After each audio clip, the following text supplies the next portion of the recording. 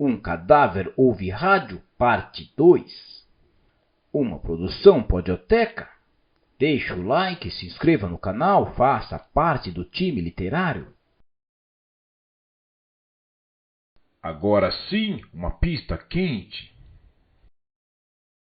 Era o Guima, aquele que arranjara um emprego para Léo e que, apesar dos seus 40 anos, conversava com ele e com Gino como se tivesse os três a mesma idade. Também, morador do bairro, veterano do Bexiga, conhecera Boa Vida, estava a par do interesse dos primos pela elucidação do crime. Vocês têm algum suspeito? Não, mas já concluímos de que se trata de alguém que talvez fosse unha e carne com Alexandre e que cobiçava sua sanfona. Um ladrão casual levaria o rádio e o dinheiro do bolso. Guima deu um soco na palma da mão esquerda. Então bate. O som da pancada reuniu Léo, Gino e Zula na mesma ansiedade. O que batia? O que com o quê? Do que está falando, Guima? Guima, já alto, cresceu mais. Melhor que receber gordas gorjetas na porta do hotel era colaborar com aqueles dois detetives. E ele trouxera um trunfo, um nome, algo que batia. Falo de um antigo amigo de Boa Vida. Tocavam em dupla nos forrós e em festas nos bairros. Onde um ia, arrastava o outro. Isso já há algum tempo. Depois se desentenderam, parece que por uma questão de dinheiro, e cada um seguiu o seu caminho. Boa, menos ambicioso, folgado, logo deixou de receber convites para tocar. Quanto a esse outro, eu o vi hoje perto do pão italiano, andava depressa e com uma cara de condenado. Tia Zula interrompeu Guima, lembrando. Acho que sei de quem está falando. Não é um arruaceiro que metia medo em todo mundo? Um cara forte, espadaúdo, de cara de hipopótamo? Não recordo como é a cara de hipopótamo, disse Guima, mas creio que falamos da mesma pessoa. Andou preso por desordem, bebedeira e agressão.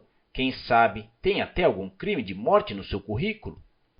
Mas como se chama essa fera? Perguntou Léo. João Valentão. Não é apelido que se deu a uma pessoa bem comportada, de acordo? Tia Zula agarrava-se às suspeitas de Guima. Já devia ter me lembrado dele. Guima tem razão. Ele brigou feio com Boa Vida, deu-lhe inclusive uns empurrões, segundo comentaram lá na cantina. Gino estava feliz, apesar da arma chinesa. O enigma parecia chegar ao fim. João Valentão era este o homem. Vá imediatamente à delegacia, disse Gino ao Guima. Conte tudo ao doutor Arruda. Se precisar de um retrato falado, você poderá ajudar, mas nem será preciso. Uma pessoa com essa folha será identificada na hora. E se anda por aí, como você viu, logo receberá de presente um bonito par de algemas. Isso que me intriga, declarou Léo. Matou alguém e anda por aí quando devia ter dado sumiço? Guima não quis saber de mais nada, orgulhoso da aproximação feita entre os dois sanfoneiros. Despediu-se de todos, já a caminho da delegacia. Espero que agora ponham em liberdade o Muriçoca, desejou tia Zula. O infeliz não tem nada a ver com o caso. A única prova que existe contra ele é o medo que tem da polícia. A gaiola de onde Boa Vida escapou para morrer. Aproveitando sua folga semanal no hotel, Léo foi buscar Ângela para o trabalho combinado na véspera. Durante o trajeto, ela, ansiosa, queria todas as informações sobre o assassinato. Léo, um tanto desanimado, disse que o tal João Valentão, embora reconhecido pela polícia, que levantara sua ficha de bêbado e agressor, continuava solto. Algumas pessoas do Bexiga, onde já morara, interrogadas, ignoravam seu paradeiro. Receio que a polícia desista da procura, declarou Léo. Matar um João Ninguém como Boa não chega a ser um grande crime. Os dois andaram mais um quarteirão quando Ângela viu a tabuleta. Lá é o Passaredo. Já sabe que perguntas fará a mulher? Não planejei nada, confessou Léo, mas não deixe cair a peteca, faça também as suas. O Passaredo era uma pequena loja que mais parecia um depósito de gaiolas, comuns, originais, pequenas, médias e grandes. Muita gente costuma decorar espaços com gaiolas vazias. Quando não aprisionam pássaros, elas podem ser, paradoxalmente, um símbolo de liberdade. Mas em muitas, Léo e Ângela viram diversas espécies de canários de diferentes cores. À entrada havia uma arara posta ali com a intenção promocional de atrair os transeuntes. Uma senhora idosa, de cabelos muito brancos, andando com certa dificuldade, acercou-se dos dois. Pode ver tudo sem compromisso, disse ela. Viemos visitar Dona Elvira, explicou o rapaz. Ela está lá atrás no escritório. Léo e Ângela atravessaram a loja e foram encontrar no fim de um pequeno corredor o escritório da proprietária. Elvira já não vestia luto, como uma esferográfica fazia anotações. Bom dia, Dona Elvira. Lembra-se de mim? Nós nos conhecemos no cemitério. Esta é Ângela, minha amiga. Lembro sim. A companheira de Léo, para fazer-se bastante natural, fixou os olhos num retrato impresso sobre a escrivaninha. Que maravilha! Exclamou. É uma ave do paraíso, disse Elvira. É da Nova Guiné, uma beleza, não? Vendo pássaros de outros continentes também, sempre há interessados. A senhora dedica-se ao ramo há muito tempo? Perguntou Léo. Coisa de família. Meu pai levou a vida toda criando e vendendo esses bichinhos. Começou em Fortaleza. Esta loja abria 10 anos. O movimento é reduzido, fatura-se pouco, mas não trocaria por um bom emprego. Ângela deu um tapa na peteca. Em sua companhia, Alexandre deve ter vivido melhor que naquela obra onde o encontraram morto. Elvira, inesperadamente, achou graça. Vivia assim.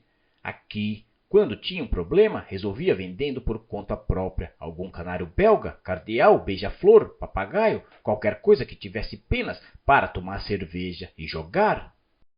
E se eu o acusasse de roubo, berrava que não roubara nada, libertara os pássaros porque não suportava vê-los engaiolados.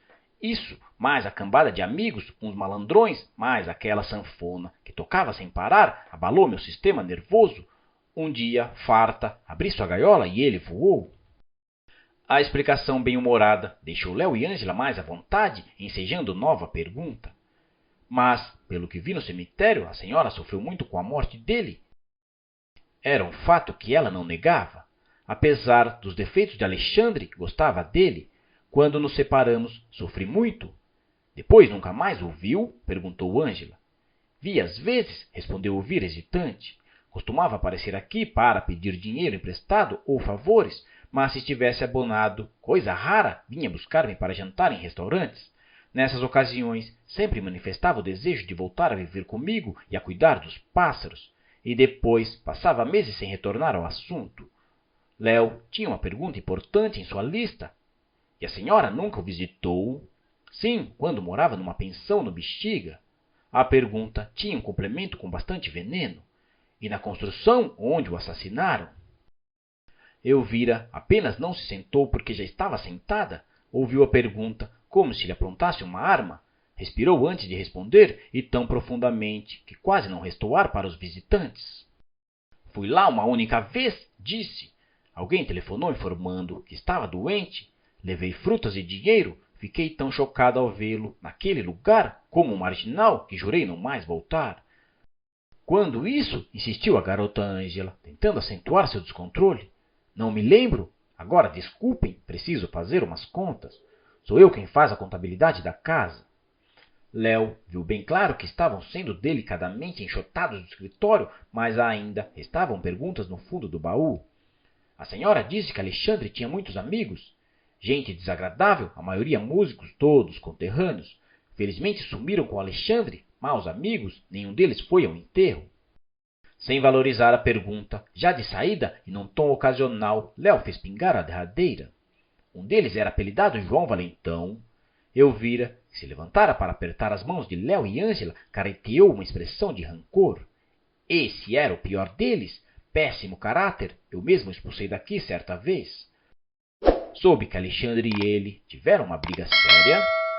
Viviam brigando, e pelos motivos mais fúteis. Ângela não resistiu e, sem consultar Léo, ao menos com um olhar, adiantou informação guardada em sigilo. João Valentão é um dos suspeitos de matar Alexandre, está desaparecido. Se eu soubesse onde está essa peste, tenho a certeza que eu o denunciaria. Elvira, mudando de ideia, resolveu acompanhar Léo e Ângela até a porta da rua. Lá chegando, foi sua vez de fazer uma pergunta. Sandoval, por acaso, esteve em contato com você ou com a polícia? Quem é ele? Sandoval de Souza, esclareceu Elvira. Primo irmão de Alexandre, o único parente que lhe restava no mundo. Não o conheci, mas, segundo Alexandre, era bom sujeito. Ele mora aqui em São Paulo? Mora, não sei onde. lida com máquinas de calcular, seu telefone está na lista. Agora, quanto a informações, duvido que possa dar alguma. Pouco conviveram, entre ambos havia um oceano. Léo e Ângela caminharam até a esquina olhando curiosamente as lojas, bazares e restaurantes do bairro oriental. Mais além, entraram numa lanchonete para tomar refrigerante. O que achou de Elvira? Perguntou Ângela. Uma boa pessoa, nada mais. Por que será que caiu a cara dela quando perguntou se já havia estado na obra onde o Boa morava? Um pouco de humilhação, talvez. O marido não morava numa suíte do Imperial Park Hotel. Estranho aquele escritório, disse Ângela, 1000 vezes melhor que Léo para observar detalhes. No chão, pilhas de caixas de bebidas. Nas estantes, pacotinhos, pacotes e pacotões, tudo com jeito de mercadorias estrangeiras. Tive a impressão de que Elvira não vive apenas da venda de pássaros. Quem sabe faça contrabando, admitiu Léo. É um local insuspeito para isso? Mas que motivo Elvira teria para matar o marido? Não vejo nenhum. Vejo 2, a sua escolha. Primeiro, Elvira matou Boa-Vida porque o amava enquanto ele não queria nada com ela nem com seus pássaros. Segundo, Boa descobriu que ela contrabandeava e tentou fazer chantagem para lhe arrancar dinheiro. Para livrar-se dele, Elvira matou-o. Léo não levou a sério nenhuma das hipóteses. Aquela chorona, gamada em passarinhos, não é capaz de matar uma mosca, garantiu. Mas eu não disse que ela matou, foi o mandante. Pagou João Valentão para agir em seu lugar. Fica mais lógico agora? Léo concordou. Fica, mas para mim as 2 hipóteses continuam furadas. Agora vá para a casa de Gino e me espere. Ângela estranhou a ordem. Por quê? Léo não revelara a ela todos os planos do dia. Vai haver um interrogatório e você participará dele. Vamos interrogar quem? Adivinhe, sabichona. O endereço do ninho da serpente. O rapaz nervosamente enfiava seus trapos dentro de uma valise de lona. Havia 6 camas feitas no quarto que lembrava uma enfermaria desocupada. Quando entrouxou todas as roupas, puxou o zíper, mas perdeu o ritmo da ação. Ficou parado, a cara palermada. Você não vai ser bobo de fugir, vai? Muriçoca viu Léo à porta do quarto. Mandaram você me espiar? Não chego que já passei lá. Léo aproximou-se querendo ser simpático. No seu lugar, desarrumaria essa mala? Se fugir, estará se comprometendo. O delegado não disse que não pode sair da cidade. Desorientado, Muriçoca não conseguiu ordenar os pensamentos. Disse, mas não me sinto bem aqui. Eles podem me grampear outra vez. Posso ser condenado, jogado numa penitenciária. Talvez me obrigue até a confessar, com choque elétrico, me contaram lá na cela. Não vai lhe acontecer mais nada, prometeu Léo. Sabe por que o soltaram? Ninguém me disse. Porque já sabe quem matou Boa-Vida. Relaxe, jogue essa valise e vamos sair. Apesar da cordialidade, Muriçoca resistia. Onde quer me levar? À casa de meu primo Gino. Ele quer papear com você. Muriçoca sentou-se. Eu não conheço seu primo. Por que quer conversar comigo? Sobre um amigo seu. Não tenho amigos, garantiu o nordestino, em voz alta. Mas ele morou nesta pensão. Seu Constantino, o dono, me disse. Muriçoca, ainda mais tenso, pegou a valise. Quem? João Valentão, respondeu Léo. Ele dormia naquela cama, apontou. Vamos.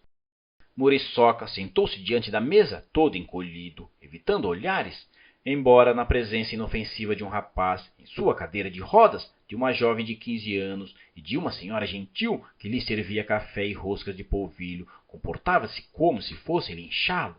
Muriçoca estava com receio de vir, disse Léo. Bobagem, ninguém vai morder você. Éramos todos muito amigos do Boa-Vida e queremos ajudar a polícia a prender o criminoso.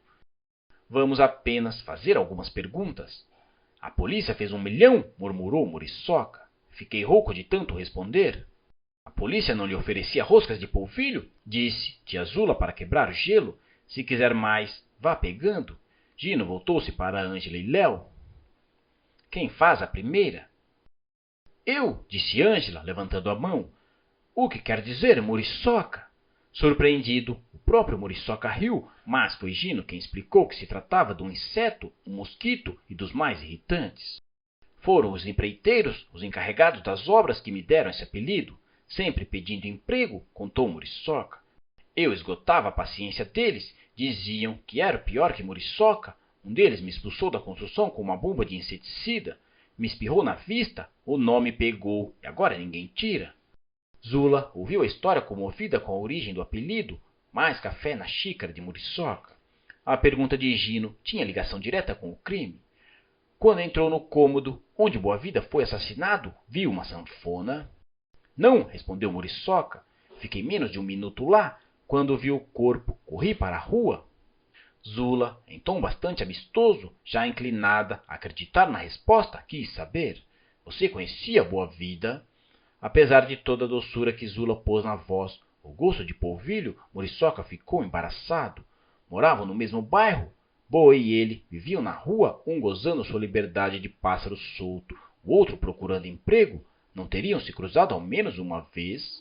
Quando vi o retrato nos jornais, respondeu Muriçoca, me lembrei dele de algum bar ou do salão de sinuca, com aquela camisa verde, mas fechei o bico porque podia me complicar ainda mais. A todos pareceu sincera a declaração e Léo passou em seguida para o ponto principal do interrogatório, novidade para os demais. Fale agora sobre João Valentão. Ele conheceu? Admirou-se Gino. Sondei o Constantino da casa de cômodos. João foi inquilino, ocupava o mesmo quarto com mais 4. Muriçoca abandonou no prato uma rosca que mordia. Parecia ou fingia não entender por que o nome do sanfoneiro tinha alguma relação com a morte de Alexandre. Conheci João, sim. O que ele tem com isso? A polícia está à sua procura, esclareceu Léo. Sabe-se que teve uma briga com o Boa e deve estar implicado no crime, tanto que desapareceu. Mas ele mudou da casa do Constantino faz tempo, brigaram por causa do aluguel. Você não tornou a vê-lo? Perguntou Gino, quase como se fosse uma afirmação. Todos estavam de olho em Muriçoca, inclusive Zula.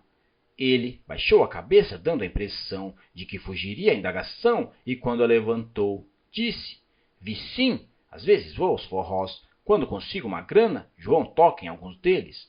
Onde tocava na última vez que o viu? Como se já arrependido de falar, Muriçoca calou-se. É melhor nos contar, aconselhou Gino. Se o verdadeiro criminoso não for apanhado, e ele pode ser João Valentão, você talvez ainda volte para as grades. Pense nisso. Sempre necessito de um bode expiatório. Muriçoca não revelou logo o nome do forró. Precisou de algum tempo para pensar. Tomou um gole de café. Voltou a empalidecer. Acho que ainda está no forró do Afonso, disse. É no Brás. Mas, pelo amor de Deus, não contem a ninguém que eu falei. Prometem? Léo balançou a cabeça afirmativamente. Você não disse nada? Tudo certo. Agora, se quiser, pode ir. Para Muriçoca foi mais que uma ordem. Levantou-se e foi embora sem se despedir de ninguém. A informação foi quente, comentou Gino. Agora precisamos do Guima, disse Léo. Vamos laçar a fera. O forró do Afonso. Guima era a pessoa ideal para acompanhar Léo na procura de João Valentão. Vivido, com muita experiência de tudo, sentia-se à vontade em qualquer situação. Além do mais, conhecia de vista o perigoso sanfoneiro. Parou seu fuscão diante de um casarão recortado de janelas iluminadas.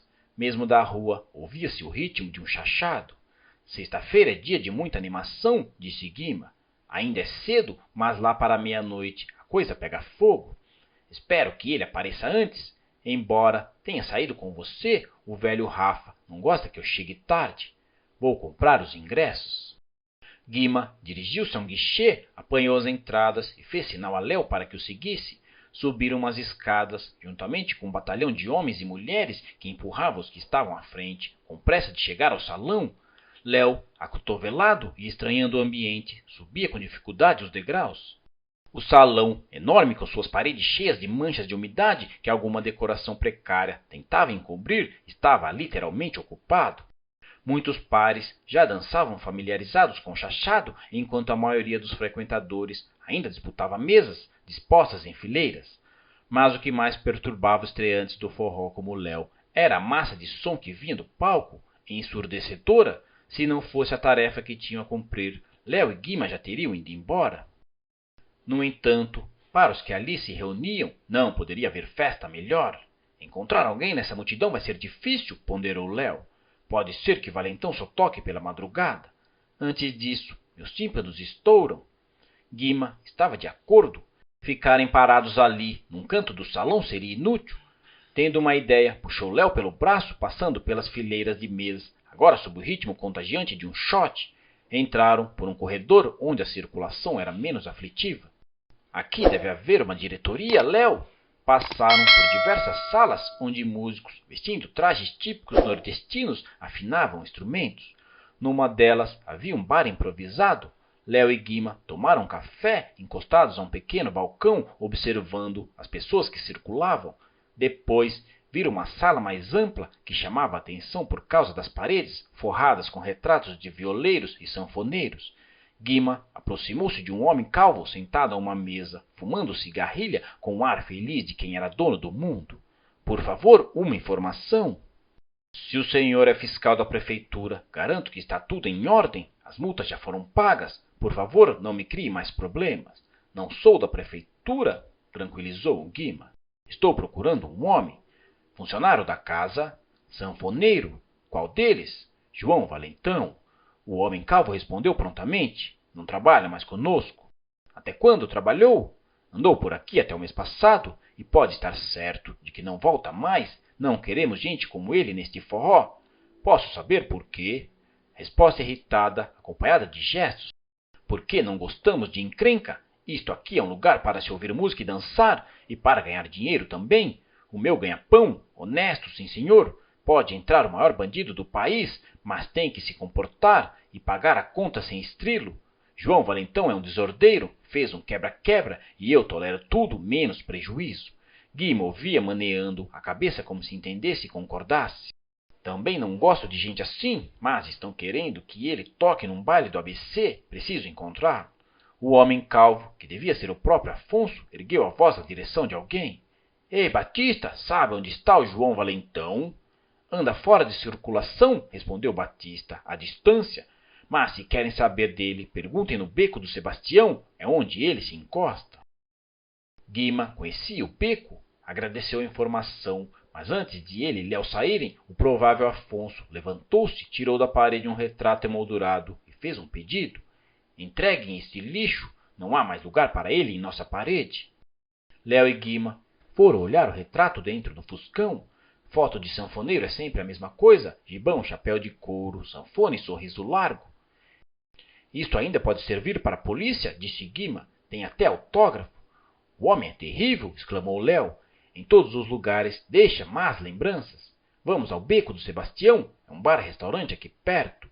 E se ele estiver, o que a gente faz? Chamaremos a polícia e ficaremos assistindo de camarote. Léo sorriu. Até ali tudo bem. O carro foi parando diante de um luminoso beco do Sebastião, pratos nordestinos. Beco do Sebastião. O Beco do Sebastião, ao contrário do que o nome sugeria, era um bar-restaurante bastante amplo, com uma fileira de reservados separados do salão por treliças. Não havia muitas mesas vagas àquelas horas. Como se nele persistisse a química ambiental do forró do Afonso, o movimento era intenso, desordenado e o rumor de mesas e pessoas contínuo. No ponto mais alto de uma eletrola, um baião de Luiz Gonzaga, dos mais antigos. Depois de andar algum tempo entre as mesas, Léo e Guima encontraram uma desocupada. Sentaram-se, olhando de todos os lados, na expectativa de que João Valentão aparecesse a qualquer momento. Para confundi-los, muita gente carregando sanfonas entrava e saía. Estamos numa cidade do Nordeste, exclamou Guima. Mas de João Valentão nada ainda. Calma, Léo. Guima e Léo pediram ao garçom o prato do dia, já que nada entendiam de pratos típicos.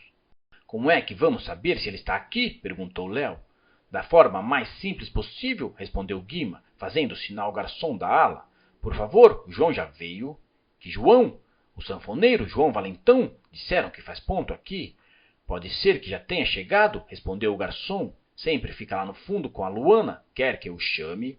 Guima fez um gesto negativo. Deixe, vamos lhe fazer uma surpresa. Veio a comida, que Léo não conseguia engolir. A preocupação tirava-lhe a fome. Guima, ao contrário, parecia faminto.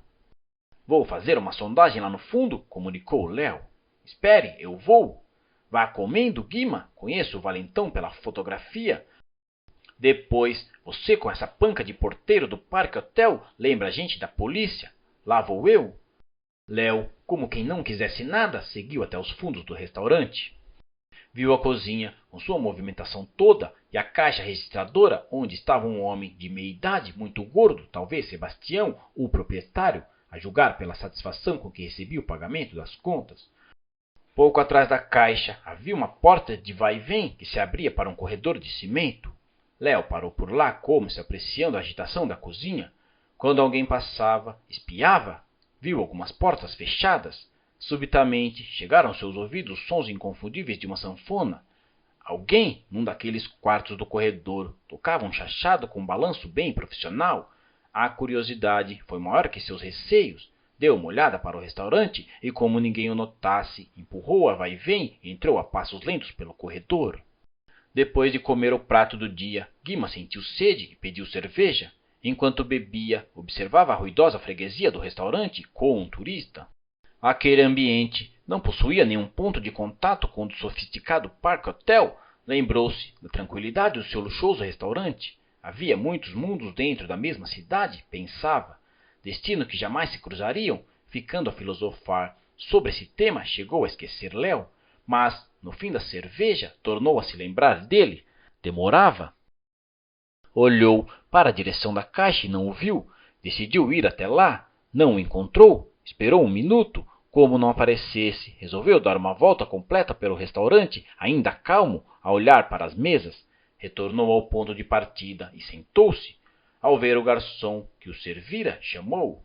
Viu o rapaz que estava comigo? Não. Obrigado. A conta. Paga a despesa, Guima saiu do restaurante e foi até um Fuscão.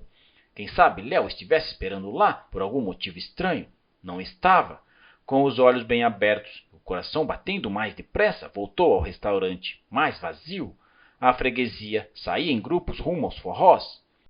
Garçons retiravam pratos e talheres das mesas. Tornou a perguntar ao mesmo garçom sobre Léo. Recebeu como resposta, de má vontade, um movimento negativo de cabeça. Uma pessoa não pode desaparecer dessa maneira? Já um tanto descontrolado, perguntou: quem é o Sebastião? Apontaram-lhe o homem gordo da caixa. No caminho, Guima deu esbarrões em fregueses que surgiam em seu caminho. Postou-se diante do dono do beco, que entregava troco a um garçom. Estava nervoso e não conseguia disfarçar. O senhor precisa me ajudar a encontrar um rapaz. Sebastião, já recebendo outra conta paga, não entendeu. O que foi? Vim aqui com um garoto de 16 anos, filho de um amigo meu. Ele levantou-se da mesa, veio para cá e não voltou. Faz tempo, calculo 20 minutos. O gordo da caixa sacudiu os ombros. O que quer que eu faça? Foi embora. Não pode ter ido. Ele não ia se perder dentro do restaurante. Se não está aqui, é porque saiu. O rapaz não é louco. Não sairia sem falar comigo. Sempre se encontram amigos em restaurantes. Volte para a mesa e espere. Guima atendeu ao conselho, retornou à mesa e sentou-se. Mas ao ver o restaurante quase vazio, afligiu-se outra vez. O que diria a Rafa se algo tivesse acontecido com seu filho? Foi até o Fuscão, com a certeza de não encontrá-lo.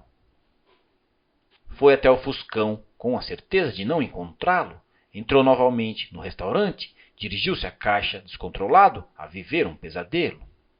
Sebastião já não estava lá. No seu lugar, um garçom recebia as últimas contas. Onde está o seu patrão? Foi embora. Eu não o vi sair.